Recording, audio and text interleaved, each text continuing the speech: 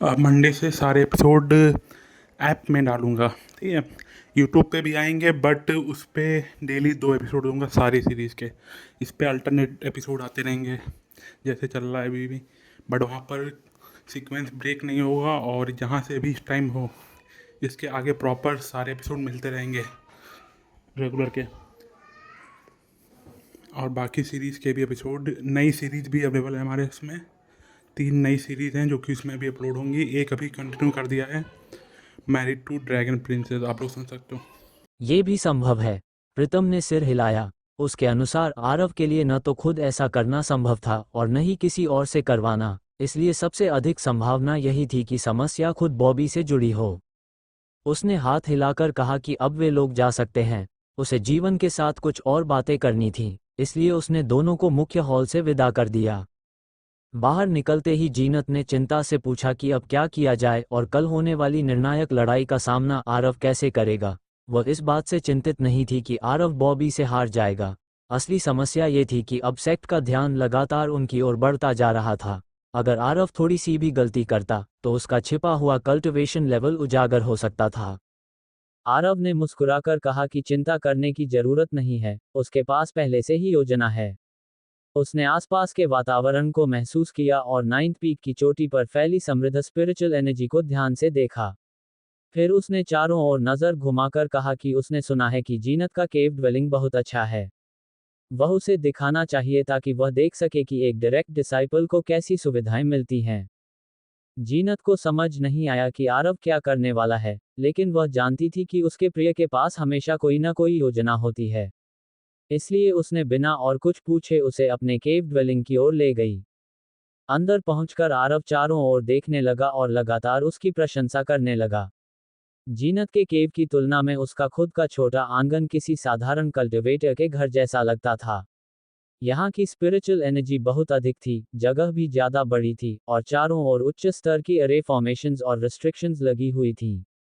इसलिए ये स्थान उसके अपने निवास से कहीं ज्यादा सुरक्षित था। जब वे कल्टिवेशन रूम में पहुंचे, तो आरव ने तुरंत महसूस कर लिया कि यहाँ की अरे फॉर्मेशंस कितनी शक्तिशाली हैं।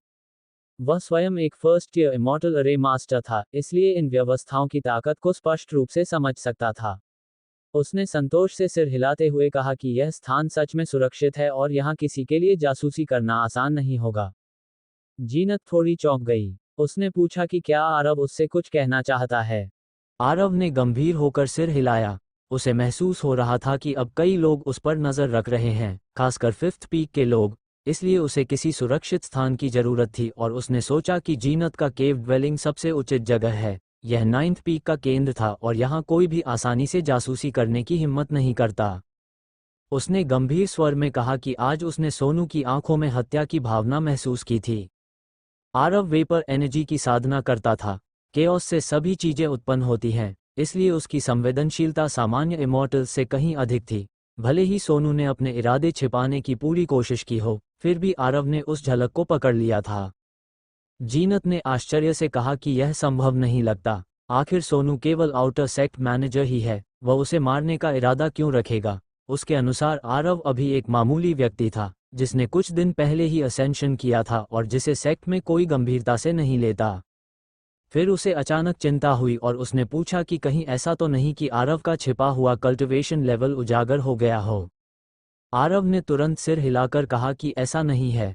उसने अभी प्रीतम के सामने खड़े होकर भी कंफर्म कर ली थी कि एंशंट मेडिकल सेक्ट की कंसीलमेंट टेक्निक बहुत उन्नत है और सामान्य परिस्थितियों में कोई भी इसे पहचान नहीं सकता। अगर किसी को उसकी असली प्रगति का पता चल जाता तो प्रीतम इतना शांत नहीं रहता। जीनत अभी भी उलझन में थी। उसने पूछा कि अगर यह उससे जुड़ा नहीं है तो फिर इसका मतलब क्या है। आरव ने कहा कि सोनू की हत्या की भावना वास्तव में जीनत की ओर थी। ये सुनकर जीनत पूरी तरह चौंक गई। उसने तुरंत कहा कि यह असंभव है। वह बेस्टा टैलेंट स्वॉर्ड स्पिरिट बॉडी की मालिक है और पूरे सेक्ट में उसे अत्यंत महत्व दिया जाता है। कोई भी व्यक्ति इतनी आसानी से उसके खिलाफ साजिश करने की हिम्मत नहीं करेगा। आरव ने कहा कि पहले वह भी थोड़ा उलझन में था, लेकिन अब उसे स्थिति समझ में आने लगी है। वे दोनों अभी नए हैं और फ्लोइंग लाइट स्वॉर्ड सेक्ट की आंतरिक स्थिति को नहीं जानते। जीवन ने उसे बताया था कि फिफ्थ पीक और नाइन्थ पीक के बीच लंबे समय से दुश्मनी है।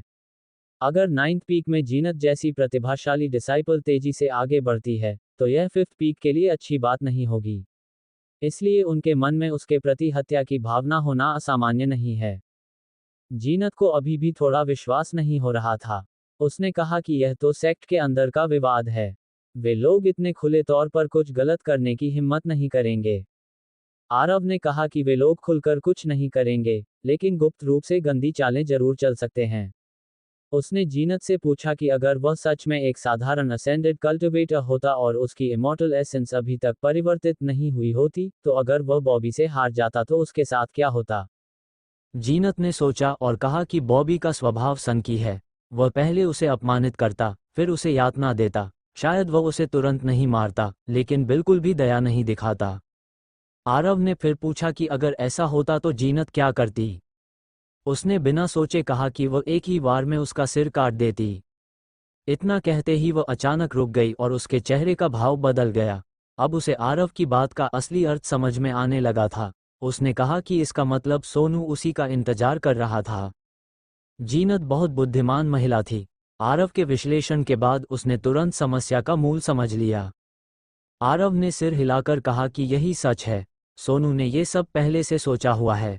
इसी कारण उसने अपनी हत्या की भावना छिपाई नहीं। वह जानता था कि जीनत आरव के लिए कुछ भी करने को तैयार होगी। यही कारण है कि उसने 10,000 इमॉर्टल क्रिस्टल्स देने में भी संकोच नहीं किया। जीनत का चेहरा गुस्से से भर गया। उसने कहा कि 5th पीक के लोग सच में बहुत चालाक और खतरनाक हैं। आरव ने धीरे से उसके माथे को चूमा और कहा कि अब जब उसे सच्चाई पता चल गई है, तो आगे से सावधान रहना चाहिए। अभी इन बातों की चिंता करने की जरूरत नहीं है। जीनत ने सिर हिलाकर कहा कि वह समझ गई है, लेकिन आरव को भी सावधान रहना चाहिए। आरव ने मुस्कुराकर कहा कि 5th पीक के लोग अभी इतने सक्षम नहीं हैं कि उसे मात दे सकें। इतना कहने के बाद उसने अचानक जीनत को पकड़कर बिस्तर पर गिरा दिया और दोनों फिर से अपने द्विस्मन्वित कल्टिवेशन में लग गए। शाम होने तक आरव वहां रहा और फिर जीनत के केव से निकलकर अपने निवास की ओर लौट गया। कमरे में पहुंचते ही उसने बिना कुछ किए सीधे बाथरूम का रुख किया और स्नान करने लगा। उधर ग्रैंड एल्डर पलक के कमरे में वह झुंझलाकर बोल रही थी कि यह आदमी आखिर बार बार स्नान क्यों करता है। वह आरव और 5th पीक के बीच हुई शर्त के बारे में बहुत उत्सुक थी। वह जानना चाहती थी कि यह निकम्मा डिसाइपल आखिर इस स्थिति से कैसे निपटेगा और क्या पिछली रात हुए हमले से उसका कोई संबंध था। इसी कारण इमॉर्टल हीरो अरेना से लौटने के बाद से वह अपनी डिवाइन सेंस से लगातार आरव पर नजर रख रही थी। लेकिन जब आरव जीनत के केव में गया, तो वहां की शक्तिशाली रिस्ट्रिक्शंस ने उसकी डिवाइन सेंस को रोक दिया। हालांकि पलक की शक्ति इतनी अधिक थी कि वह चाहती तो इन रिस्ट्रिक्शंस को तोड़ सकती थी, लेकिन ऐसा करने से प्रीतम तुरंत जान जाता। अगर यह बात फैल जाती कि सेक्ट की ग्रैंड एल्डर एक आदमी डिसाइपल की जासूसी कर रही है, तो वह शर्म से जी नहीं पाती। इसलिए उसने खुद को रोक लिया। रात बीतने के बाद जब आरव माउंटेन से नीचे उतरा, तो पलक को उम्मीद थी कि वह कुछ खास करेगा, लेकिन उसने देखा कि वह सीधे बाथरूम में चला गया और स्नान करने लगा। ये दृश्य वह पहले भी देख चुकी थी, इसलिए अब उसे पहले जैसी शर्म नहीं आ रही थी, बल्कि वह अनजाने में आरव के शरीर की प्रशंसा करने लगी। उसका शरीर लंबा और मजबूत था, मांसपेशियां स्पष्ट थीं और उनमें एक शक्तिशाली सौंदर्य झलकता था। उसके शरीर में एक भी अतिरिक्त चर्बी नहीं थी। उसे अचानक एक विचार आया कि सुंदरता केवल महिलाओं तक सीमित नहीं है, आदमियों में भी एक अलग तरह का आकर्षण हो सकता है। धीरे धीरे वह उस दृश्य में खोने लगी, लेकिन अचानक उसकी नज़र नीचे की ओर गई और फिर उसी स्थान पर टिक गई। उसका चेहरा तुरंत लाल हो गया और उसके पूरे शरीर में एक अनियंत्रित गर्मी फैल गई। मैं यहाँ उसे देखने नहीं आई हूँ, मैं सिर्फ ये देखना चाहती हूँ कि वह आगे क्या करने वाला है। अपने लिए एक सही बहाना ढूंढ लेने के बाद पलक को थोड़ा सुकून महसूस हुआ और वह फिर से चुपचाप उसे देखने लगी। कुछ देर बाद आरव ने नहाना खत्म किया, कपड़े पहने और अपने कमरे में वापस चला गया। पलक को लगा था कि वह कल होने वाले द्वंद्व के लिए कोई खास तैयारी करेगा, लेकिन उसकी उम्मीद के बिल्कुल उलट उसने कुछ भी नहीं किया। वह सीधे बिस्तर पर लेट गया और थोड़ी ही देर में हल्के हल्के खर्राटे लेने लगा। ये देखकर पलक पूरी तरह हैरान रह गई। वह समझ ही नहीं पा रही थी कि यह आदमी ऐसा कैसे कर सकता है। हर बार उसकी कल्पना गलत क्यों साबित हो जाती है? आरव की हर हरकत उसकी उम्मीदों से बिल्कुल अलग क्यों होती है? वह सच में सो गया था। क्या इसका मतलब ये है कि वह कल की चुनौती हार मानने वाला है? ये बात उसे बिल्कुल असंभव लगी। भले ही वे दोनों कुछ ही दिनों से एक दूसरे को जानते थे, लेकिन पलक को पूरा यकीन था कि आरव ऐसा व्यक्ति नहीं है जो बिना वजह नुकसान सह ले। अगर उसने चुनौती स्वीकार की है तो जरूर उसके पास कोई न कोई छिपा हुआ उपाय होगा, क्योंकि चुनौती स्वीकार करना पूरी तरह उसके अपने निर्णय पर निर्भर था। पलक ने सोचा कि शायद वो अभी कुछ देर आराम कर रहा है और बाद में कोई बड़ी चाल चलेगा। ये सोचकर उसने खुद को समझाया और तय किया कि वो पूरी रात उस पर नजर रखेगी। इसलिए उसने न तो साधना की और न ही आराम किया, बल्कि लगातार उसकी गतिविधियों पर ध्यान देती रही। समय धीरे धीरे बीतता गया, रात गहराती गई और लगभग आधी रात होने को आई, लेकिन आरव की तरफ से कोई हलचल नहीं हुई। वह बस एक बार करवट बदलकर फिर गहरी नींद में सो गया। पलक की जिज्ञासा और बढ़ती जा रही थी। जितनी ज्यादा जिज्ञासा बढ़ती, उतना ही वह इस रहस्य को छोड़ नहीं पा रही थी। उसी समय नाइन्थ पीक की चोटी पर जीनत के केव ड्वेलिंग के अंदर दो परछाइयां भूतों की तरह बाहर निकलीं। उन दोनों के शरीर सिर से पैर तक ढके हुए थे, केवल उनकी आंखें दिखाई दे रही थीं। उनकी आभा पूरी तरह आसपास के वातावरण में घुली हुई थी। अगर कोई उन्हें अपनी आंखों से न देखे तो उनकी मौजूदगी का पता लगाना लगभग असंभव था। जब उन्होंने सुनिश्चित कर लिया कि आसपास कोई नहीं है, तो दोनों तेजी से माउंटेन से नीचे उतर गए और सीधे फिफ्थ पीक की दिशा में बढ़ गए। असल में ये दोनों आरव के डाउ बॉडीज थे। जब वह जीनत के कमरे से निकला था, तब वह उन्हें वहीं चुपचाप छोड़ आया था। उसे अच्छी तरह पता था कि पिछली रात की घटना के बाद हर कोई उसकी गतिविधियों पर नजर रख रहा है। इसमें नाइन्थ पीक के प्रीतम और फिफ्थ पीक के पीक मास्टर दोनों शामिल थे। संभव है कि वे दोनों उसके आंगन पर नजर रख रहे हों। ऐसी स्थिति में अगर वह अपने क्लोन्स को अपने घर से भेजता, तो पकड़े जाने की संभावना बहुत अधिक होती, लेकिन अगर वे जीनत के कमरे में रहते तो किसी को भी शक नहीं होता। उसका यह अनुमान बिल्कुल सही था। इस समय प्रीतम भले ही पलक की तरह लगातार नजर नहीं रख रहा था, लेकिन उसकी डिवाइन सेंस पूरे आंगन को घेरे हुए थी। वहां से कोई मक्खी भी अंदर या बाहर जाती तो वह तुरंत जान जाता। दूसरी ओर ग्रेस को भी रिपोर्ट मिल चुकी थी और उसने भी आसपास के क्षेत्र को अपनी डिवाइन सेंस से निगरानी में रखा हुआ था। लेकिन चाहे वे कितनी भी सावधानी से निगरानी करते, उन्हें कुछ भी पता नहीं चला। उधर फिफ्थ पीक पर बॉबी अपने कमरे में लौट आया था। उपचार के बाद उसकी चोटें काफी हद तक ठीक हो चुकी थीं। असल में आरव ने पिछली रात हमला करते समय जानबूझकर हाथ हल्का रखा था और केवल बाहरी चोटें ही दी थीं। कमरे के अंदर बॉबी बैठा हुआ था और उसके सामने राज बैठा था। दोनों शराब पीते हुए बातचीत कर रहे थे। राज ने पूछा कि कल रात उस पर हमला करने वाला आखिर कौन था और क्या उसे कोई सुराग मिला। बॉबी ने सिर हिलाकर कहा कि उसे कुछ भी नहीं पता। हमला करने वाला बेहद तेज और निर्दयी था। उसने एक ही वार में उसे बेहोश कर दिया और उसे कुछ देखने का मौका ही नहीं मिला। राज ने हल्की मुस्कान के साथ कहा कि यह बात काफी दिलचस्प है। उसने पूछा कि क्या ये संभव है कि उस हमलावर का संबंध आरव से हो और क्या वह आज रात फिर से आएगा। फिफ्थ पीक पहले से ही इस संभावना के लिए तैयार था। इसी कारण सोनू ने राज को यहाँ भेजा था। अगर केवल एक व्यक्ति हमला करे तो वह अचानक वार कर सकता है, लेकिन अगर दो लोग सतर्क हों तो तैयारी बेहतर हो जाती है। बॉबी ने दांत भींचकर कहा कि अगर वह आदमी आज फिर आया तो उसे जिंदा वापस नहीं जाने दिया जाएगा। राज ने आराम से कहा कि चिंता करने की जरूरत नहीं है, सोनू ने पहले ही व्यवस्था कर दी है। अगर वह व्यक्ति फिर दिखाई दिया तो उसकी मौत निश्चित है। फिर उसने शराब का प्याला उठाकर बॉबी के साथ टकराया और एक ही घूंट में खाली कर दिया। उसने पूछा कि कल के अरेना बैटल में वो आरव के साथ क्या करने वाला है। आरव का नाम सुनते ही बॉबी की आंखों में नफरत और क्रोध भर गया। पहले उसका जीवन बहुत आराम से चल रहा था, लेकिन जब से वो उस बेकार आदमी से मिला था, उसकी पूरी जिंदगी उलटपुलट हो गई थी। वह पिट चुका था और पूरे सेक्ट में उसका मजाक बन चुका था। उसने कहा कि वह आरव के हाथ पैर तोड़ देगा, उसकी कल्टिवेशन को नष्ट कर देगा और उसे पूरी तरह बेकार बना देगा। उसी समय कमरे में एक कठोर आवाज गूंजी। आवाज के साथ ही एक काले कपड़ों में लिपटी आकृति कमरे में प्रकट हुई। उसके हाथ में काली लोहे की छड़ी थी। उस व्यक्ति ने कहा कि अफसोस की बात है कि बॉबी को ऐसा करने का मौका नहीं मिलेगा। बॉबी ने उसे देखते ही ठंडी नजरों से कहा कि वह सच में यहां आने की हिम्मत कर गया। लेकिन वह हमला करने के लिए तैयार होता उससे पहले ही उसके पीछे अचानक एक काली लोहे की छड़ी प्रकट हुई और जोर से उसके सिर पर पड़ी। एक भारी वार के साथ बॉबी तुरंत बेहोश होकर जमीन पर गिर पड़ा। ये देखकर राज चौंक गया। उसे समझ ही नहीं आया कि कमरे में दो हमलावर थे। वह मुड़कर भागने की कोशिश करने लगा, लेकिन दूसरे व्यक्ति की लोहे की छड़ी बिजली की तरह घूमी और उसके सिर पर भी जोर से पड़ी। वन ची ट्रांसफॉर्म्स इनटू 3 प्योर वंस तकनीक से बने क्लोन्स की शक्ति मूल शरीर के बराबर होती है। वेपर एनर्जी की प्रकृति के कारण भले ही उनका कल्टिवेशन केवल वॉइड इमॉर्टल के लेट स्टेज पर था, फिर भी वे किसी भी वॉइड इमॉर्टल को तुरंत मार गिराने में सक्षम थे और ट्रू इमॉर्टल से भी टक्कर ले सकते थे। 2 वारों में दोनों लोग बेहोश हो गए, लेकिन क्लोन्स यहीं नहीं रुके। पहली बार आरव ने बॉबी को इसलिए छोड़ा था क्योंकि वे दोनों एक ही सेक्ट के डिसाइपल थे। लेकिन अभी-अभी उसने सुना था कि यह व्यक्ति उसे अपंग बनाने की योजना बना रहा है, इसलिए उसने तय किया कि पहले वही उसे अपंग बना देगा। दोनों क्लोन्स बिजली की गति से काम करने लगे। एक ने राज की स्टोरेज रिंग छीन ली, जबकि दूसरे ने अपनी छड़ी से बॉबी के चारों अंग तोड़ दिए। फिर उसने उसकी डैंशन पर जोर से प्रहार किया। एक इमॉर्टल की स्पिरिचुअल रूट उसके डैंशन में होती है।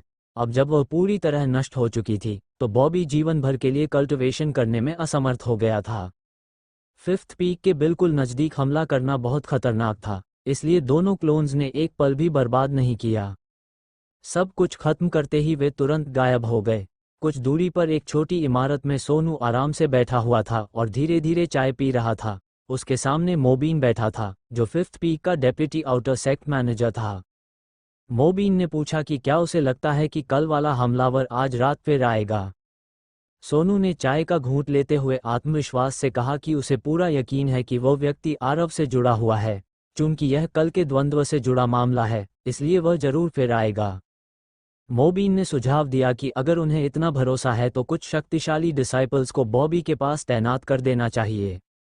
सोनू हंस पड़ा और बोला कि अगर वे बहुत शक्तिशाली लोगों को वहां भेज देंगे तो हमलावर डर कर भाग जाएगा, तब इसमें मजा ही क्या रहेगा। उसने आत्मविश्वास से कहा कि यह फिफ्थ पीक का इलाका है, जो भी यहां आएगा वह जिंदा वापस नहीं जाएगा। लेकिन जैसे ही उसने यह बात खत्म की, उसका चेहरा अचानक बदल गया। अगले ही पल वह रोशनी की एक किरण बनकर कमरे से बाहर निकल गया।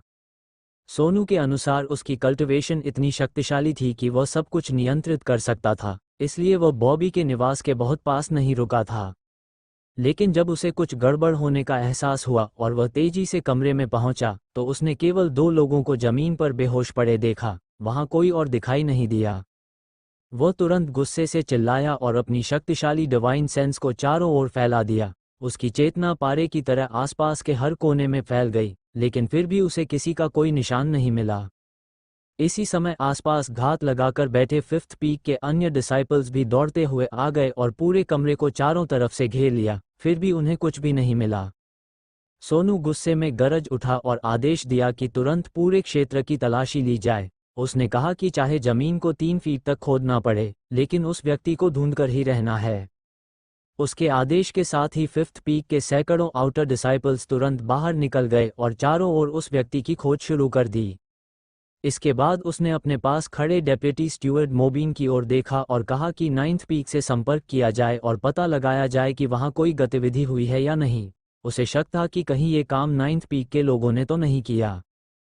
फिफ्थ पीक और 9th पीक के बीच वर्षों से संघर्ष चल रहा था और दोनों पक्षों के अपने अपने जासूस भी थे। मोबीन ने आदेश स्वीकार किया और तुरंत वहां से चला गया।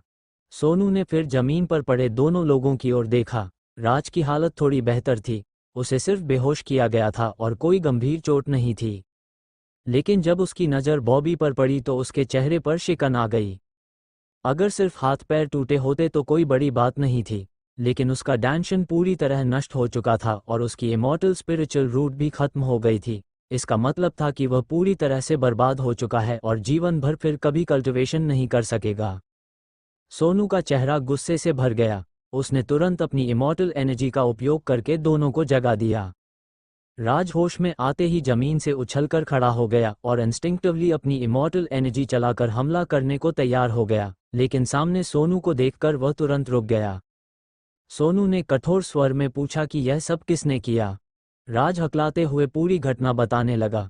उसने कहा कि हमलावर एक नहीं बल्कि 2 लोग थे और वे दोनों बेहद शक्तिशाली थे। वे दोनों एक ही वार में उसे और बॉबी को बेहोश कर गए। जब सोनू ने पूछा कि वे लोग कहां से आए थे या उनकी ताकत कैसी थी, तो राज ने सिर हिलाकर कहा कि वह कुछ भी नहीं पहचान सका। दोनों पूरी तरह ढके हुए थे और उनके चेहरे तक दिखाई नहीं दे रहे थे। इसके बाद सोनू ने बॉबी की ओर देखा और पूछा कि क्या उसे पता है कि यह किसने किया। लेकिन बॉबी अब पूरी तरह घबरा चुका था। जब उसे एहसास हुआ कि उसकी इमॉर्टल एसेंस नष्ट हो चुकी है तो वह लगभग टूट गया। वह घबराकर सोनू से विनती करने लगा कि उसकी चोटें ठीक कर दी जाएं। उसने कहा कि वह अपंग नहीं बनना चाहता। लेकिन सोनू पहले ही गुस्से से भरा हुआ था। उसके सामने उसका डिसाइपल घायल हो गया था और वह हमलावर का एक भी सुराग नहीं पकड़ पाया था। अगर यह बात बाहर फैलती तो उसकी प्रतिष्ठा पूरी तरह खत्म हो जाती और ग्रेस को भी वह कोई जवाब नहीं दे पाता। सबसे बड़ी समस्या ये थी कि अगले दिन ड्यूल होना था। इस घटना को ज़्यादा देर तक छिपाया नहीं जा सकता था और संभव था कि जल्द ही पूरी सेक्ट में इसकी खबर फैल जाए। अब उसके पास केवल एक ही उम्मीद थी कि हमलावर को पकड़ लिया जाए और कम से कम कुछ सुराग मिल जाएं। लेकिन आधे घंटे बाद लौट कर आए डिसाइपल्स ने बताया कि उन्हें कुछ भी नहीं मिला। उन्होंने लगभग पूरे फिफ्थ पीक के नीचे के क्षेत्र की तलाशी ले ली थी, लेकिन हमलावर का कोई निशान नहीं मिला। थोड़ी देर बाद मोबीन भी लौट आया और उसने बताया कि नाइन्थ पीक की तरफ से भी कोई गतिविधि नहीं हुई। ऐसा नहीं लगता कि यह काम नाइन्थ पीक ने किया है। सोनू का गुस्सा और बढ़ गया। उसने बॉबी की ओर घूरते हुए पूछा कि उसने आखिर किससे दुश्मनी मोल ली थी। बॉबी डर से कांपने लगा और बार बार कहने लगा कि उसने किसी से दुश्मनी नहीं की। लेकिन सोनू की आंखों में अब हत्या की चमक दिखाई दे रही थी। उसने कहा कि इस मूर्ख की वजह से उसने 10,000 लो ग्रेड इमॉर्टल क्रिस्टल्स गंवा दिए और फिफ्थ पीक की प्रतिष्ठा भी गिर गई। उसने पूछा कि अब ऐसे व्यक्ति का उसके लिए क्या उपयोग है। बॉबी कुछ और कहना चाहता था, लेकिन उसके बोलने से पहले ही सोनू के हाथ में रोशनी चमकी और अगले ही पल उसका सिर शरीर से अलग होकर उड़ गया। इसके बाद एक आग की लपट उठी और उसका शरीर पूरी तरह जलकर राख बन गया। वहां उसका कोई निशान भी नहीं बचा। राज और मोबीन दोनों ये देखकर स्तब्ध रह गए। उन्हें उम्मीद नहीं थी कि सोनू इस तरह बॉबी को मार डालेगा। जब मोबीन ने पूछा कि यह क्यों किया गया तो सोनू ने ठंडे स्वर में कहा कि उसकी इमॉर्टल स्पिरिचुअल रूट नष्ट हो चुकी थी और अब वह पूरी तरह बेकार हो चुका था। ऐसे व्यक्ति का कोई उपयोग नहीं था। कुछ क्षण के लिए कमरे में सन्नाटा छा गया। फिर राज ने पूछा कि अब कल होने वाले ड्यूल का क्या होगा। सोनू ने गहरे स्वर में कहा कि वे लोग बस इतना कहेंगे कि बॉबी अचानक गायब हो गया है और वे हार स्वीकार कर लेंगे। उसने कहा कि भले ही इससे फिफ्थ पीक की प्रतिष्ठा को थोड़ा नुकसान होगा, लेकिन एक बेकार व्यक्ति को अरेना में भेजने से ये कहीं बेहतर है। मोबीन और राज दोनों कुछ देर चुप रहे। जब उन्होंने स्थिति को ध्यान से सोचा तो उन्हें समझ आया कि सोनू सही कह रहा है। अगर सच्चाई सामने आती कि बॉबी पर दूसरी बार हमला हुआ और उसकी कल्टिवेशन नष्ट कर दी गई, वह भी फिफ्थ पीक के 2 स्टूवर्ड्स की मौजूदगी में, तो यह उनकी प्रतिष्ठा के लिए बहुत बड़ी शर्म की बात होती। इसके बाद सोनू ने आदेश दिया कि आज रात जो कुछ भी हुआ है उसके बारे में कोई भी व्यक्ति एक शब्द भी बाहर नहीं बोलेगा। जो भी ऐसा करेगा वह अगला सूर्योदय नहीं देख पाएगा। दोनों ने तुरंत आदेश स्वीकार किया और चले गए। कुछ ही देर में फिफ्थ पीक का वातावरण फिर से शांत हो गया, जैसे वहां कभी कुछ हुआ ही न हो। अगली सुबह ग्रैंड एल्डर के कक्ष में पलक खुद हैरान थी। अगर किसी ने उससे पहले कहा होता कि वह पूरी रात एक आदमी को घूरती रहेगी तो वह कभी विश्वास नहीं करती। लेकिन आज उसने सच में पूरी रात आरव पर नजर रखी थी। और पूरी रात वह आदमी बस सोता ही रहा, उसने कुछ भी नहीं किया। पलक को समझ नहीं आ रहा था कि आरव आखिर सोच क्या रहा है। क्या वह सच में हार स्टैंडर्ड अपमान सहने वाला है? लेकिन उसके व्यवहार से ऐसा बिल्कुल नहीं लग रहा था। वह बहुत ही शांत दिखाई दे रहा था। पलक ने ठंडी आवाज में कहा कि वह देखेगी कि आखिर यह मामला कहां जाकर खत्म होता है। उसी समय जीनत वहां पहुंची और आरव ने बिना कोई औपचारिकता किए तुरंत कल्टिवेशन शुरू कर दिया। ये देखकर पलक झुंझला गई और बोली कि यह आदमी पूरे दिन बस इसी तरह की चीजों में लगा रहता है। गुस्से में उसने पैर पटका, लेकिन तुरंत अपनी डिवाइन सेंस वापस खींच ली। फिर भी उसने पूरी तरह निगरानी बंद नहीं की। वह कोर्टयार्ड के बाहर से ही नजर रखती रही ताकि कोई और अप्रत्याशित घटना न हो सके। उधर इमॉर्टल हीरो अरेना इस बार पहले से भी ज्यादा भीड़ से भरा हुआ था। काउंटलेस डिसाइपल्स सुबह सुबह ही वहां पहुंच गए थे। नाइन्थ पीक की ओर से जीवन फिर से सैकड़ों डिसाइपल्स को लेकर वहां आया था।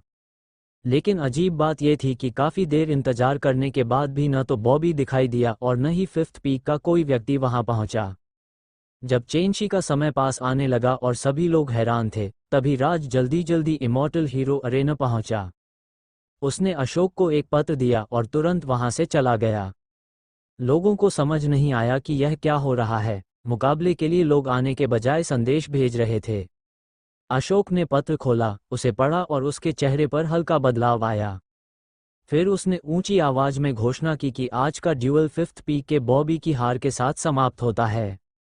अशोक के बोलते ही पूरा मैदान एकदम शांत हो गया। वहां मौजूद सभी लोग आंखें फैलाकर खड़े रह गए और अपने दिमाग में अभी अभी सुनी बातों को बार बार दोहराने लगे। कई बार कंफर्म करने के बाद कि उन्होंने गलत नहीं सुना, लोग तुरंत स्तब्ध रह गए। कुछ लोग हैरानी से कहने लगे कि कल देर से आना तो समझ में आता था, लेकिन आज तो फिफ्थ पीक ने सीधे हार मान ली। कुछ लोग गुस्से में बोल रहे थे कि फिफ्थ पीक आखिर कर क्या रहा है, चुनौती देने की हिम्मत है लेकिन सामने आने की नहीं। कई लोग बार बार पूछ रहे थे कि उन्होंने सच में यही सुना है या ये कोई मजाक है। भीड़ में खड़े लोग आपस में फुसफुसाने लगे, किसी को भी अपनी ही सुनी बातों पर भरोसा नहीं हो रहा था। अगर घोषणा अशोक जैसे लॉ एनफोर्समेंट हॉल के डिसाइपल ने न की होती और अगर फिफ्थ पीक का कोई व्यक्ति अभी तक वहां दिखाई न देता, तो शायद कोई भी इस बात पर विश्वास नहीं करता। बात सामने थे, लेकिन फिर भी कोई समझ नहीं पा रहा था कि आखिर ऐसा क्यों हुआ।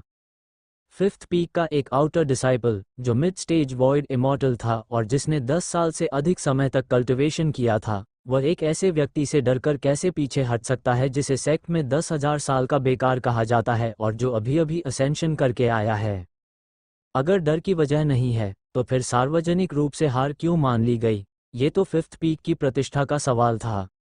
जो लोग यह मुकाबला देखने आए थे वे सभी फ्लोइंग लाइट स्वॉर्ड सेक्ट के डिसाइपल्स थे और फिफ्थ पीक तथा नाइन्थ पीक के बीच की दुश्मनी से भलीभांति परिचित थे, इसलिए बिना किसी मजबूरी के फिफ्थ पीक कभी हार नहीं मानता। धीरे धीरे तरह तरह की अफवाहें फैलने लगीं। कुछ लोग अपनी कल्पनाओं के आधार पर छिपे हुए कारणों का अनुमान लगाने लगे। अशोक ने भीड़ की बातों पर ध्यान नहीं दिया। उसने हाथ उठाकर सबको शांत होने का संकेत दिया और फिर घोषणा की कि लॉ एनफोर्समेंट हॉल की ओर से वह आधिकारिक रूप से घोषित करता है कि इस द्वंद्व में नाइन्थ पीक के आरव विजेता हैं।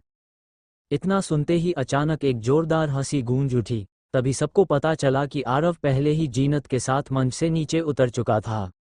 वह उछलकर सीधे इमॉर्टल हीरो अरेना पर चढ़ गया और हंसते हुए बोला कि उसे माफ किया जाए, लेकिन जब वह एक दिन में एक जीत और लगातार 2 जीत हासिल कर चुका है, तो बिना ताकत के ये संभव ही नहीं होता। उसकी बात खत्म होते ही जो भीड़ अभी थोड़ी शांत हुई थी, वह फिर से शोर मचाने लगी। लोग चिल्लाने लगे कि यह आदमी कितना बेशर्म है। कुछ कह रहे थे कि उसने तो एक उंगली भी नहीं हिलाई और फिर भी अपनी ताकत की बातें कर रहा है। कुछ लोग गुस्से से कह रहे थे कि यह बिल्कुल बर्दाश्त के बाहर है। भीड़ से लगातार ताने और गालियां सुनाई देने लगीं। सभी को लग रहा था कि यह आदमी पूरी तरह बेशर्म है।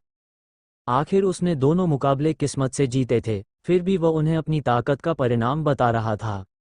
जो लोग जीनत के प्रशंसक थे वे तो और भी ज्यादा गुस्से में थे। लेकिन आरव के चेहरे की मुस्कान और चौड़ी हो गई। उसे किसी की बात से कोई फर्क नहीं पड़ रहा था। उसने मंच से नीचे खड़े लोगों की ओर देखकर पूछा कि क्या अब भी कोई उससे असहमत है। अगर कोई चाहे तो उसे चुनौती दे सकता है। उसने मजाक में कहा कि वह 20% छूट भी दे देगा और केवल 8,000 इमॉर्टल क्रिस्टल्स में चुनौती स्वीकार करेगा। उसकी बात सुनते ही नीचे खड़ी भीड़ काफी शांत हो गई। हालांकि बहुत से लोग उसे पीटना चाहते थे, लेकिन सेक्ट के अपने नियम थे। अगर कोई कम कल्टिवेशन वाला डिसाइपल चुनौती स्वीकार नहीं करता, तो कोई भी उसे मजबूर नहीं कर सकता। ऐसा करने पर लॉ एनफोर्समेंट हॉल की सजा का सामना करना पड़ सकता था। अक्सर लोगों के पास 8,000 इमॉर्टल क्रिस्टल्स देने की क्षमता भी नहीं थी। कुछ लोग ज्यादा समझदार थे। उन्होंने सोचा कि बॉबी कल अचानक बेहोश हुआ और आज बिना दिखाई दिए हार मान ली। इसके पीछे कुछ न कुछ जरूर है। यह आदमी भले ही बाहर से बेशर्म और बेकार दिखता हो, लेकिन कौन जानता है कि उसके पीछे कोई छिपी हुई ताकत हो। काफी आलोचना और गालियों के बावजूद किसी ने भी उसे चुनौती देने की हिम्मत नहीं की। आरव ने नाटकीय अंदाज में सिर हिलाया और कहा कि महान लोग हमेशा अकेले होते हैं। फिर वो मंच से कूदकर नीचे उतर गया। असल में उसे फर्क नहीं पड़ता था कि कोई उसे चुनौती दे या नहीं। शक्तिशाली लोग एक नए असेंडेड कल्टिवेटर से लड़ने की जहमत नहीं उठाते, और जो लोग वॉइड इमॉर्टल स्तर के थे उन्हें वो आसानी से मार सकता था। उसकी बात और उसका अंदाज देखकर कई लोग तो गुस्से से लगभग खून उगलने वाले थे। भले ही किसी ने उसे चुनौती नहीं दी, लेकिन इसका मतलब यह नहीं था कि लोग उसकी ताकत को स्वीकार कर चुके थे। सबकी नज़र में वह अभी भी वही पुराना बेकार व्यक्ति था, बस इस बार किस्मत उसका साथ दे रही थी। नाइन्थ पीक के लोग उसकी जीत से खुश तो थे, लेकिन इस तरह की जीत पर गर्व करने जैसा कुछ नहीं था, इसलिए वे भी चुपचाप वहां से निकल गए। जीवन ने भी सिर हिलाया। उसे भी यह पूरा मामला कुछ ज्यादा ही नाटकीय लगा। फिर वह प्रीतम को रिपोर्ट देने के लिए लौट गया। चारों ओर गालियों और शोर के बीच आरव मुस्कुराता हुआ जीनत का हाथ पकड़कर नाइन्थ पीक की ओर लौटने लगा। लोग चाहे जितनी आलोचना करें, लेकिन कोई भी सीमा पार करने की हिम्मत नहीं कर रहा था। इतनी बड़ी भीड़ में लॉ एनफोर्समेंट हॉल जरूर नजर रख रहा होगा, और कौन जानता है कि नदीम कब आसमान से उतर आए। जब दोनों भीड़ से बाहर निकल रहे थे, तभी एक सुंदर युवती उनकी ओर चली आई। डिवाइन लोक में सुंदरियों की कभी कमी नहीं होती, लेकिन हर किसी की अपनी अलग विशेषता होती है। उस युवती का चेहरा अंडाकार था और उसमें हल्की सी बेबी फैट थी, जिससे वह एक साथ सुंदर और प्यारी लग रही थी। उसका शरीर भरा पूरा और आकर्षक था। अगर वह पृथ्वी पर होती तो निश्चित ही थोड़ी भरी भरी लेकिन अत्यंत सुंदर देवी जैसी मानी जाती। ढीले कपड़े पहनने के बावजूद उसकी आकर्षक आकृति छिप नहीं पा रही थी। आरव ने उसकी उभरी हुई आकृति की ओर एक नज़र डाली और उसके मन में तुरंत चार शब्द आए, मुलायम और भरा पूरा। लेकिन उसने उसे बिल्कुल भी हल्के में नहीं लिया, क्योंकि इमॉर्टल रेल्म में कोई भी व्यक्ति कमजोर नहीं होता। यह महिला दिखने में प्यारी और मासूम लग रही थी, जैसे पृथ्वी की कोई क्यूट लड़की हो, लेकिन उसकी ऑरा बेहद शक्तिशाली थी। उसकी शक्ति सोनू और जीवन से भी अधिक लग रही थी। वह सीधे उनके सामने आकर रुक गई और उसकी नज़र आरव पर टिक गई। उसने पूछा कि क्या वही यंग मास्टर आरव है। आरव ने जवाब दिया कि वही है और पूछा कि क्या उसे किसी काम से बुलाया गया है। उस युवती ने बताया कि उसका नाम जैस्मिन है और वह ग्रैंड एल्डर की दासी है। ग्रैंड एल्डर ने आरव को बुलाया है। ये सुनकर आरव थोड़ा हैरान हो गया। वह तो अभी एक मामूली डिसाइपल था और ग्रैंड एल्डर जैसी महान हस्ती से उसकी तुलना ही नहीं की जा सकती थी। फिर वह उसे क्यों बुला रही है? लेकिन जब बुलावा आ चुका था, तो मना करने का कोई कारण या अधिकार नहीं था। उसने जीनत का हाथ पकड़कर पूछा कि क्या वह भी साथ चलेगी। जैस्मिन ने सिर हिलाकर कहा कि ग्रैंड एल्डर केवल आरव से अकेले मिलना चाहती हैं। आरव ने जीनत से कहा कि वह पहले वापस चली जाए और जब वह लौटेगा तो दोनों मिलकर जश्न मनाएंगे। जीनत ने सिर हिलाया और वहां से चली गई। जैस्मिन आगे चलने लगी और आरव उसके पीछे पीछे चलता गया। चलते हुए उसके दिमाग में लगातार विचार चल रहे थे। उसे याद था कि उसे सेक्ट में पलक ही लेकर आई थी, लेकिन वह जीनत को ज्यादा महत्व देती थी और आरव तो बस उसके साथ आया एक अतिरिक्त व्यक्ति था।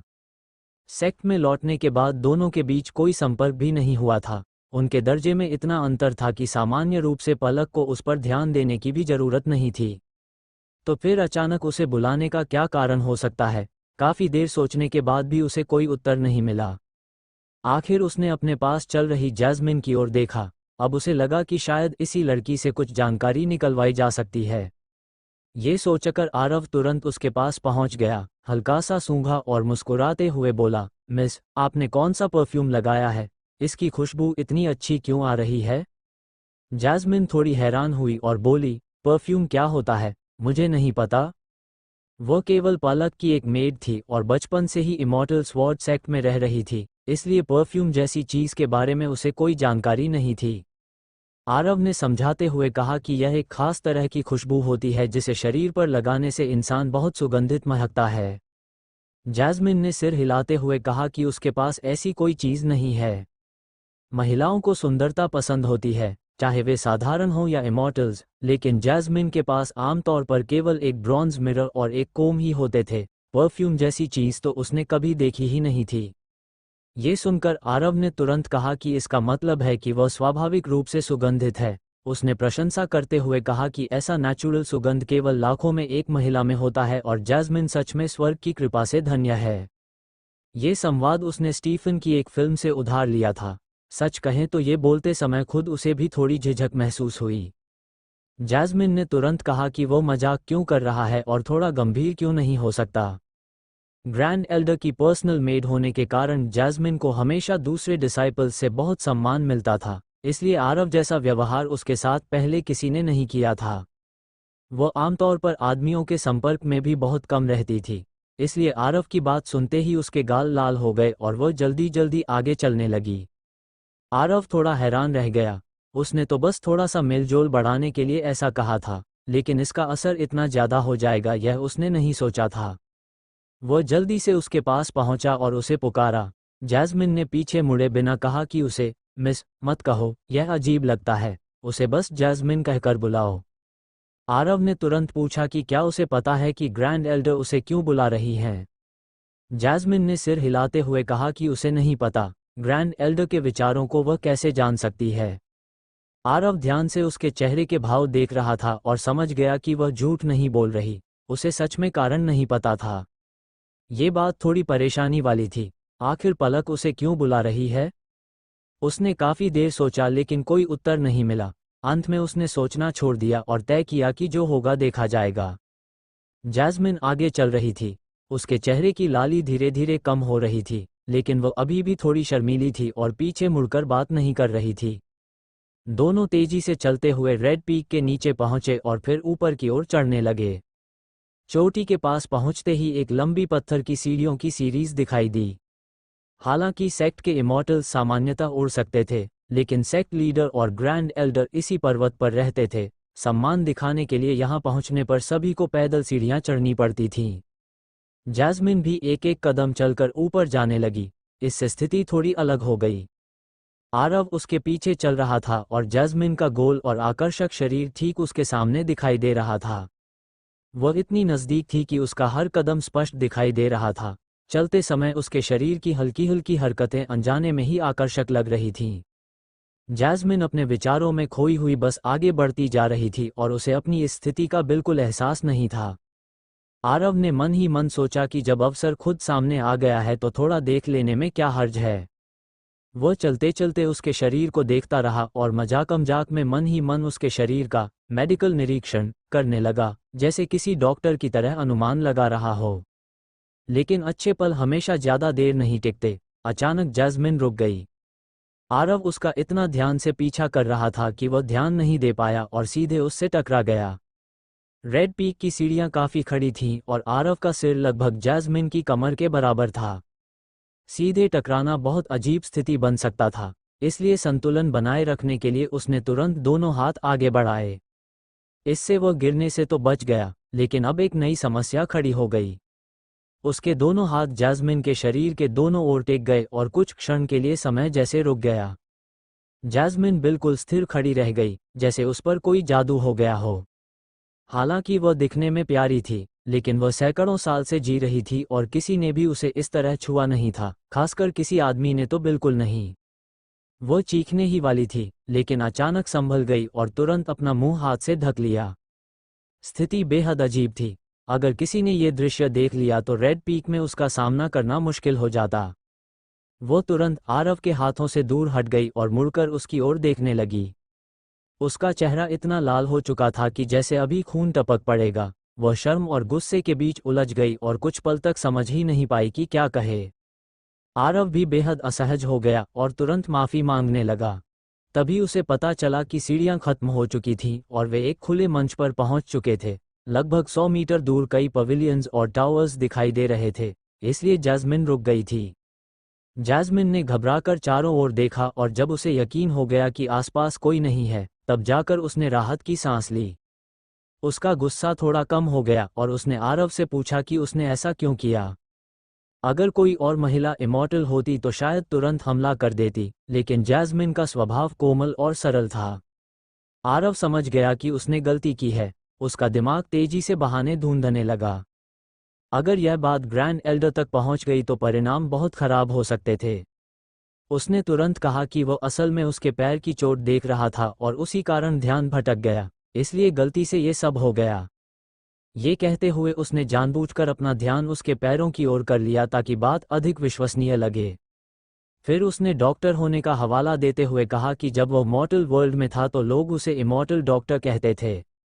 अब एंशंट मेडिकल सेक्ट की दूसरी इनहेरिटेंस मिलने के बाद उसकी चिकित्सा कला और भी श्रेष्ठ हो चुकी थी। जैस्मिन थोड़ी चौंक गई। उसे विश्वास नहीं हो रहा था, लेकिन उसकी बात सच थी क्योंकि उसके बाएं पैर में सचमुच चोट थी। कुछ देर झिझकने के बाद उसने संदेह से पूछा कि क्या वह केवल अनुमान लगा रहा है या सच में उसे पता है। एक डॉक्टर के रूप में मैं पूरी तरह अपनी चिकित्सा कला पर निर्भर करता हूँ। मरीजों को धोखा देने की कोशिश कैसे कर सकता हूँ? आरव समझ गया था कि जैस्मिन क्या सोच रही है, इसलिए उसने समझाते हुए कहा कि भले ही वह निचले संसार का डॉक्टर है, लेकिन उसके परिवार की चिकित्सा परंपरा दो भागों में विभाजित है। पहला भाग कल्टिवेटर्स के इलाज के लिए है और दूसरा भाग इमॉर्टल रेल्म के इमॉर्टल्स के उपचार के लिए। उसके गंभीर स्वर को देखकर जैस्मिन को उसकी बात पर कुछ हद तक विश्वास हो गया। उसने तुरंत पूछा कि अगर ऐसा है तो वह बताए कि उसके पैर की चोट आखिर है क्या। आरव ने उसकी लंबी और सुडौल टांगों पर एक नज़र डाली। एक क्षण के लिए उसके मन में अजीब कल्पना आ गई, लेकिन उसने तुरंत अपने विचारों को शांत किया और गंभीर स्वर में बोला कि यह चोट लगभग 3 साल पहले लगी होगी। उस समय उसने अपनी कल्टिवेशन बढ़ाने के लिए एक ऐसा स्पिरिचुअल फ्रूट खा लिया होगा जिसे अभी रिफाइन नहीं किया गया था। हालांकि इससे उसे मनचाहा परिणाम मिल गया और उसकी कल्टिवेशन बढ़ गई, लेकिन वह फल अत्यंत ठंडी प्रकृति का था। उसके भीतर की ठंडी ऊर्जा धीरे धीरे शरीर में ठहरकर कोल्ड पॉइजन में बदल गई। आरव लगातार विस्तार से समझाता रहा और जैस्मिन का चेहरा बार बार बदलता रहा। उसकी पहले की शर्म और गुस्सा पूरी तरह गायब हो चुके थे और उसकी जगह गहरी हैरानी ने ले ली थी। उसे उम्मीद नहीं थी कि आरव की चिकित्सा कला इतनी अद्भुत होगी। उसने बस थोड़ी देर उसकी जांघ की ओर देखा था और उसकी बीमारी का पूरा हाल बता दिया था। आरव ने आगे कहा कि अगर उस समय वह किसी डॉक्टर के पास जाती तो स्थिति इतनी खराब नहीं होती, लेकिन उसने अपनी कल्टिवेशन के बल पर खुद ही कोल्ड पॉइजन को बाहर निकालने की कोशिश की। उसकी कल्टिवेशन पर्याप्त नहीं थी, इसलिए वह ठंडी ऊर्जा उल्टा उसके मेरिडियंस और बोन मैरो में गहराई तक समा गई और आज की समस्या बन गई। उसने आगे बताया कि यह चोट बहुत गंभीर नहीं है, लेकिन छोटी भी नहीं है। सामान्य परिस्थितियों में इसका पता नहीं चलता, लेकिन जब वह किसी बराबरी के ओपोनेंट से लड़ेगी तो उसकी कमजोरी तुरंत सामने आ जाएगी और वह निश्चित रूप से हार जाएगी। ये सुनते ही जैस्मिन पूरी तरह स्तब्ध रह गई। आरव की हर बात बिल्कुल सही थी। 3 साल पहले उसने सचमुच एक आइस क्रिस्टल फ्रूट पाया था। उस समय वह अपनी कल्टिवेशन के ब्रेक थ्रू के बेहद करीब थी, इसलिए उसने अधीर होकर वह फल खा लिया।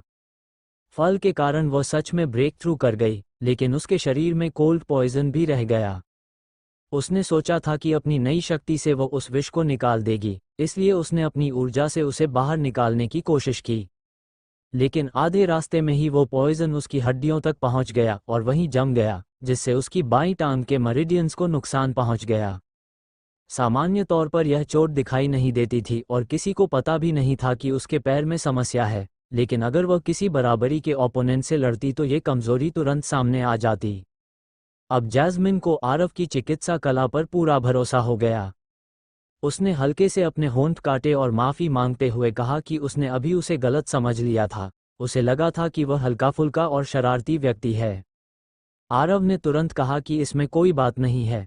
वह एक डॉक्टर है और कभी कभी मरीज की बीमारी पर इतना ध्यान लग जाता है कि उसके व्यवहार में असहजता आ जाती है। बाहरी रूप से वह बहुत गंभीर दिखाई दे रहा था, लेकिन अंदर ही अंदर उसने राहत की सांस ली। अगर उसके पास चिकित्सा ज्ञान का सहारा न होता तो आज की स्थिति समझाना बहुत कठिन हो जाता। थोड़ी झिझक के बाद जैस्मिन ने धीमे स्वर में पूछा कि क्या वह उसकी चोट ठीक कर सकता है। उसकी सुंदर आंखों में उम्मीद भरी हुई थी। असल में वह पहले भी कई जगह इलाज करवा चुकी थी। पलक की मदद से उसने स्पिरिट मेडिसिन हॉल के हॉल मास्टर मयंक से भी सलाह ली थी, लेकिन वहां केवल अस्थायी राहत मिल सकी थी। बीमारी पूरी तरह ठीक नहीं हुई थी, इसलिए उसने धीरे धीरे उम्मीद ही छोड़ दी थी।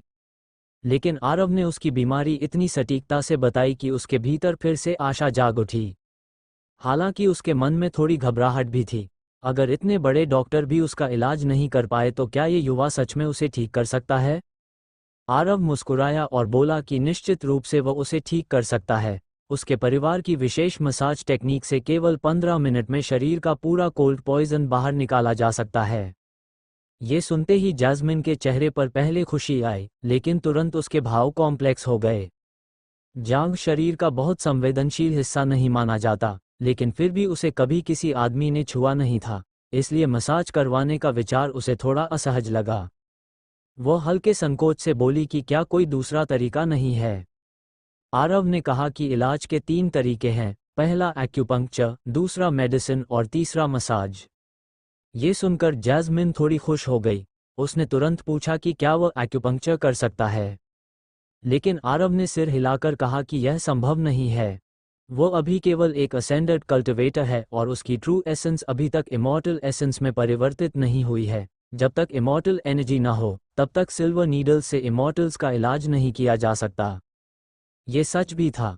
अगर एक्यूपंक्चर में इमॉर्टल एनर्जी का उपयोग न हो तो वो इमॉर्टल्स पर प्रभावी नहीं होती, और अगर आरव अपनी असली शक्ति का उपयोग करता तो उसका राज तुरंत खुल जाता। जैस्मिन थोड़ी निराश हो गई, लेकिन उसने कहा कि फिर मेडिसिन का उपयोग कर सकते हैं, चाहे उसमें समय लगे। आरव ने कहा कि कोल्ड पॉइजन को दवा से ठीक किया जा सकता है, लेकिन इसके लिए अत्यंत दुर्लभ औषधियों की जरूरत होगी। जैस्मिन ने तुरंत कहा कि वह ग्रैंड एल्डर से मदद मांग सकती है। आरव ने उंगलियों पर गिनते हुए कई दुर्लभ औषधियों के नाम गिनाने शुरू कर दिए। 9 coloured fire spirit, 7 mysterious exquisite grass, 8 treasure immortal और अन्य कई जड़ी बूटियां। जैसे जैसे वह बोलता गया, जैस्मिन का चेहरा गंभीर होता गया। इनमें से कुछ औषधियां तो पूरे सेक्ट में भी उपलब्ध नहीं थीं।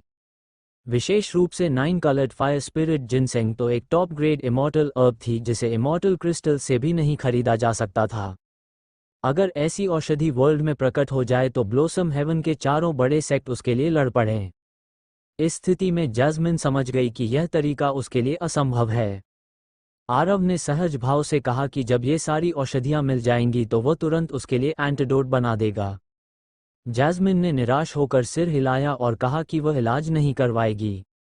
एक्यूपंक्चर संभव नहीं था, दवा मिलना असंभव था और मसाज के बारे में वह अभी भी झिझक रही थी। लेकिन आरव यही नहीं रुका। उसने गंभीर स्वर में कहा कि अगर वह इलाज नहीं करवाएगी तो जल्द ही कोल्ड पॉइजन उसके बोन मैरो में और गहराई तक फैल जाएगा। उसके बाद उसकी टांगों की हड्डियां धीरे धीरे टेढ़ी होने लगेंगी, कभी अंदर की ओर मुड़ेंगी, कभी बाहर की ओर, शायद एस शेप भी बन सकती है। ये सुनते ही जैस्मिन का चेहरा तुरंत पीला पड़ गया। एक महिला होने के नाते वह अपनी सुंदर टांगों पर गर्व करती थी। उनका इस तरह बिगाड़ हो जाना वह बिल्कुल सहन नहीं कर सकती थी। लेकिन आरव अभी भी बोलता जा रहा था।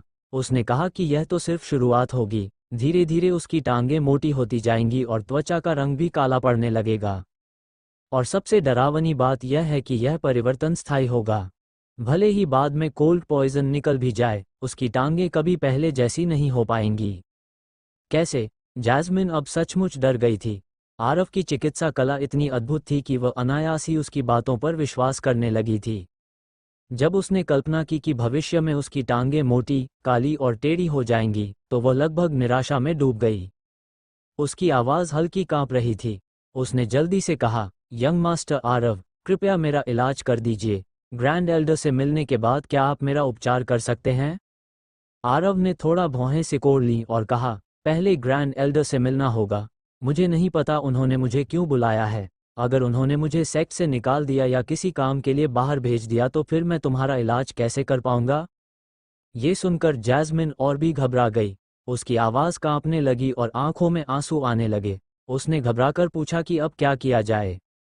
आरव ने उसके चेहरे के भाव ध्यान से देखे और समझ गया कि यह लड़की सच में नहीं जानती कि ग्रैंड एल्डर ने उसे क्यों बुलाया है। उसने शांत स्वर में कहा कि पहले उसकी चोट का इलाज कर लेते हैं और उसके बाद ग्रैंड एल्डर से मिलने चले जाएंगे। जैस्मिन थोड़ी चिंतित होकर बोली कि क्या इससे ज़्यादा समय नहीं लगेगा? अगर ग्रैंड एल्डर नाराज़ हो गई तो क्या होगा? आरव मुस्कुराया और बोला कि चिंता करने की ज़रूरत नहीं है, केवल 15 मिनट में उसकी टांग पूरी तरह ठीक हो जाएगी। ये सुनकर जैस्मिन ने तुरंत उसे अपने साथ चलने के लिए कहा। समय बर्बाद न करते हुए वो आरव को लेकर जल्दी ही अपने कमरे में पहुंच गई। वहां पहुंचकर उसने पूछा कि क्या किसी और चीज़ की तैयारी करनी होगी। आरव ने सिर हिलाकर कहा कि कुछ भी तैयार करने की जरूरत नहीं है। उसने पास पड़े लकड़ी के बिस्तर की ओर इशारा करते हुए कहा कि वो बस उस पर लेट जाए। ग्रैंड एल्डर को इंतजार न करवाने की चिंता में जैस्मिन तुरंत जाकर बिस्तर पर लेट गई और आरव से जल्दी करने को कहा। आरव ने अपनी नाक को हल्के से छुआ और मन ही मन सोचा कि यह स्थिति कुछ अजीब है। एक बेहद सुंदर युवती बिस्तर पर लेटी है और उससे जल्दी करने को कह रही है। जैस्मिन का शरीर बेहद आकर्षक था।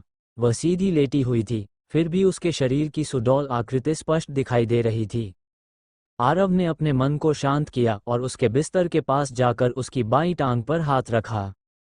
जैस्मिन पहले ही शर्म से लाल हो चुकी थी, इसलिए उसने अपना चेहरा कंबल के अंदर छिपा लिया ताकि उसे कम शर्म महसूस हो।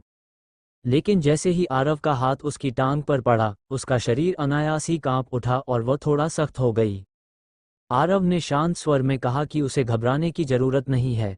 इस तरह का उपचार तभी प्रभावी होता है जब शरीर पूरी तरह आराम में हो। इतना कहकर उसने दोनों हाथों से उसके पैर का उपचार शुरू कर दिया। उसने ऐसा केवल इसलिए नहीं किया कि जैस्मिन प्यारी और मासूम थी, बल्कि इसलिए भी कि उसकी चिकित्सा कला को दिखाने का यह अच्छा अवसर था। अगर जैस्मिन का पैर पूरी तरह ठीक हो जाता तो जल्दी ही पूरे सेक्ट में उसकी चिकित्सा कला की चर्चा फैल जाती, और जब लोग इलाज के लिए उसके पास आएंगे तो वह बदले में कल्टिवेशन रिसोर्सेज कमा सकेगा। आरव का लक्ष्य स्पष्ट था, उसे जल्दी से अपनी कल्टिवेशन बढ़ानी थी और इसके लिए उसे बहुत सारे इमॉर्टल क्रिस्टल्स की जरूरत थी। केओस टेक्निक की विशेषता के कारण अगर उसके पास पर्याप्त इमॉर्टल क्रिस्टल्स हों तो उसकी कल्टिवेशन बहुत तेजी से बढ़ सकती थी। लेकिन ये सेक्ट लीडर और ग्रैंड एल्डर का निवास था, इसलिए वह अपनी असली शक्ति बिल्कुल प्रकट नहीं कर सकता था। इसलिए उसने मसाज के माध्यम से अपने केओटिक इमॉर्टल एसेंस को केओटिक ट्रू एनर्जी में बदलकर धीरे धीरे जैस्मिन की टांग में प्रवाहित किया। यह ऊर्जा धीरे धीरे उसके शरीर में जमा कोल्ड पॉइजन को अवशोषित करके नष्ट करने लगी। ये प्रक्रिया थोड़ी धीमी थी लेकिन पूरी तरह सुरक्षित थी। जैस्मिन ने खुद को शांत रखने की कोशिश की, लेकिन उसका शरीर हल्का हल्का कांप रहा था। उसे खुद समझ नहीं आ रहा था कि यह घबराहट थी या शर्म। समय धीरे धीरे बीतता गया। लगभग 10 मिनट बाद आरव ने हल्के से उसकी जांघ थपथपाई और कहा कि अब सब ठीक हो गया है। जैस्मिन तुरंत ऐसे उछलकर उठी जैसे कोई चौंकी हुई खरगोश हो। क्या सच में ठीक हो गया? उसने तुरंत अपनी डिवाइन सेंस से अपने पैर को जांचने की कोशिश की। उसने पाया कि जो कोल्ड पॉइजन उसके पैर में जमा था वह पूरी तरह गायब हो चुका था। इतना ही नहीं, जिन मेरिडियंस को पहले नुकसान पहुंचा था वे भी पूरी तरह ठीक हो चुके थे। ये देखकर जैस्मिन खुशी से भर गई। उसने तुरंत आरव के सामने झुककर उसे धन्यवाद दिया और कहा कि वह उसकी महान कृपा के लिए आभारी है। फिर उसने एक स्टोरेज रिंग निकालकर उसे देना चाहा और कहा कि इसमें 3000 लो ग्रेड इमॉर्टल क्रिस्टल्स हैं जो उसने अब तक बचा कर रखे थे। लेकिन आरव ने हाथ हिलाकर उसे लेने से मना कर दिया। उसका उद्देश्य लगभग पूरा हो चुका था, उसे इस मासूम लड़की से पैसे लेने की जरूरत नहीं थी। हालांकि जैस्मिन उम्र में उससे शायद कहीं बड़ी थी, लेकिन उसके स्वभाव की मासूमियत देखकर आरव उसे एक छोटी लड़की की तरह ही देखता था। जैस्मिन ने कहा कि वह उसकी इस कृपा को याद रखेगी। फिर उसने जल्दी से उसे साथ चलने के लिए कहा ताकि ग्रैंड एल्डर को ज़्यादा इंतज़ार न करना पड़े। कुछ ही देर में वे रेड पीक की चोटी पर बने एक छोटे भवन तक पहुंच गए। दोनों अंदर गए। कमरे में खिड़की के पास एक सुंदर स्त्री खड़ी थी और बाहर का दृश्य देख रही थी। वो और कोई नहीं बल्कि एल्डर पलक थी। जैस्मिन ने सम्मानपूर्वक कहा कि वह यंग मास्टर आरव को लेकर आ गई है। पलक ने सिर हिलाकर उसे जाने का संकेत दिया। जैस्मिन तुरंत बाहर चली गई। अब कमरे में केवल आरव और पलक रह गए। पलक धीरे धीरे मुड़ी और उसकी ओर देखा। उसके होठों पर हल्की मुस्कान थी। उसने पूछा कि उसने अभी एक और चुनौती जीत ली है, क्या उसे बधाई दी जाए? आरव कुछ समझ नहीं पा रहा था कि वह क्या कहना चाहती है। उसने बस विनम्रता से कहा कि यह कोई बड़ी बात नहीं है। पलक ने हल्के व्यंग्य के साथ कहा कि वह बहुत विनम्र है। उसने कहा कि एक ऐसा डिसाइपल जिसने अभी अभी असेंशन किया है और जिसकी इमॉर्टल एसेंस अभी तक पूरी तरह परिवर्तित भी नहीं हुई, उसने लगातार 3 मुकाबले जीत लिए, ये सच में अद्भुत है। आरव और भी उलझन में पड़ गया। उसकी बातें ऊपर से बधाई जैसी लग रही थीं, लेकिन उनमें व्यंग्य साफ महसूस हो रहा था। आरव फिलहाल केवल समय निकालने की कोशिश कर सकता था ताकि समझ सके कि वह क्या चाहती है। पलक खिड़की की ओर देखते हुए धीरे धीरे बोली कि उसे आरव की योजना और गणना बहुत पसंद आई। पहली बार उसने जीनत के साथ मिलकर बॉबी से 1000 इमॉर्टल क्रिस्टल्स निकलवाए। दूसरी बार 2000 और निकलवा लिए, और कल तो उसने एक ही बार में 10,000 इमॉर्टल क्रिस्टल्स हासिल कर लिए। ये सब देखकर पलक को 2 बातें समझ नहीं आ रही थीं। पहली बात ये कि आरव को इतने इमॉर्टल क्रिस्टल्स की ज़रूरत क्यों है। एक ऐसा डिसाइपल जिसकी इमॉर्टल एसेंस अभी तक पूरी तरह परिवर्तित भी नहीं हुई, वो इन इमॉर्टल क्रिस्टल्स का क्या करेगा? क्या वह इन्हें अब्जॉर्ब भी कर सकता है? ये सुनकर आरव का चेहरा भले ही शांत रहा, लेकिन उसका दिल थोड़ा कस गया। उसे एहसास हुआ कि वो इस मामले में थोड़ा लापरवाह हो गया था। सामान्य परिस्थितियों में बिना इमॉर्टल एसेंस के कोई भी इमॉर्टल क्रिस्टल्स अब्जॉर्ब नहीं कर सकता। लेकिन उसे अपनी कल्टिवेशन जल्दी बढ़ानी थी, इसलिए उसे रिसोर्सेज जुटाने ही थे। उसी समय पलक अचानक मुड़ी और उसकी आंखें बेहद तेज हो गईं। उसने पूछा कि दूसरी बात उसे और भी ज्यादा उत्सुक कर रही है। वह ये जानना चाहती है कि आरव को पहले से कैसे पता था कि बॉबी पहले मुकाबले में देर से आएगा और दूसरे मुकाबले में खुद ही हार मान लेगा। पलक की बात खत्म होते ही वह उसे ध्यान से देखने लगी, मानो उसके जवाब का इंतजार कर रही हो। आरव के दिमाग में तुरंत तेजी से विचार दौड़ने लगे। उसे कोई ठीक ठाक जवाब ढूंढना था। उसने कहा कि वह निचले संसार में एक डॉक्टर था और काफी प्रसिद्ध भी था।